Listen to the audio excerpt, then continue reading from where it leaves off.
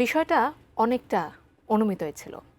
টি-20 বিশ্বকাপ ইস্যুতে বাংলাদেশের সঙ্গে ভারতের যে কূটনৈতিক সম্পর্কের টানাপোড়েন চলছে, এরই জেরে আর্থিক ক্ষতির মুখে পড়তে যাচ্ছেন বাংলাদেশের ক্রিকেটাররা।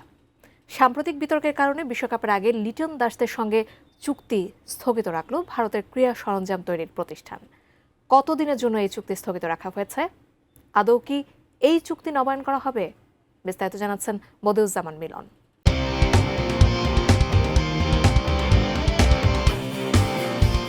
আসন্ন টি-20 বিশ্বকাপে বাংলাদেশ কোন দেশে খেলবে তা নিয়ে এখনও কোনো সিদ্ধান্ত হয়নি।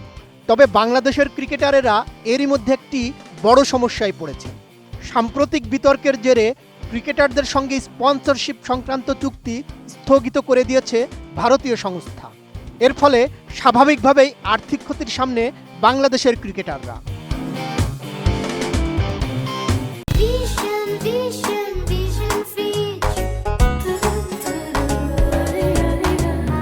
টাইমস অফ ইন্ডিয়ার প্রতিবেদন অনুযায়ী ক্রীড়া সরঞ্জাম প্রস্তুতকারী প্রতিষ্ঠান এসজি বাংলাদেশের বেশ কিছু ক্রিকেটারকে স্পন্সর করে। এই তালিকায় রয়েছেন টি-20 বিশ্বকাপ দলের অধিনায়ক লিটন দাস, মমিনুল হক, সৌম্য সরকার, ইয়াসির আলী রাব্বি। আপাতত তাদের সঙ্গে সেই চুক্তি স্থগিত রাখা হয়েছে। এসজির এক কর্মকর্তা গণমাধ্যমে বলেছেন, ওদের স্পন্সরশিপ চুক্তি নতুন করে সই হওয়ার কথা ছিল। ভারত এবং বাংলাদেশের সাম্প্রতিক রাজনৈতিক এবং ক্রিকেটীয় সমস্যার জন্য তা আপাতত থামিয়ে দেওয়া হয়েছে। শুধু তাই নয়, গত বছর ভারত বাংলাদেশের সম্পর্কের অবনতি হওয়ার পর ভারতের আরও এক ক্রীড়া সরঞ্জাম প্রস্তুতকারক সংস্থা এসএস বাংলাদেশের 4-5 জন ক্রিকেটারের সঙ্গে চুক্তি বাতিল করে দিয়েছে। এতে ভালো রকম আর্থিক ক্ষতির মুখে পড়েছেন ওই ক্রিকেটাররা। দুদেশের সম্পর্কের উন্নতি না হলে এই পরিস্থিতি বদল হওয়ার আশা একেবারেই নেই। ক্রিকেটাররাই শুধু নয়, বাংলাদেশের ক্রিকেট শিল্পও সমস্যার মুখে পড়েছে।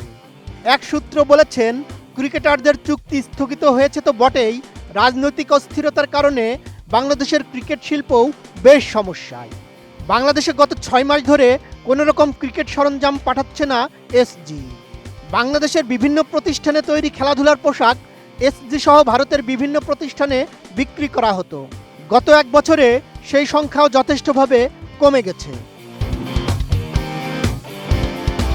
মাঠের লড়াই শুরুর আগেই দুই দেশের মাঠের বাইরের এই লড়াই চরমে। একদিকে যেমন লিটন সৌম্যদের মতো ক্রিকেটাররা তাদের দীর্ঘদিনের স্পন্সরশিপ হারাচ্ছেন, অন্যদিকে দেশের ক্রিকেট সরঞ্জাম শিল্পও এক বিশাল অনিশ্চয়তার মুখে পড়েছে। এখন প্রশ্ন হলো, এই কূটনৈতিক এবং বাণিজ্যিক টানাপোড়েনের শেষ কোথায়?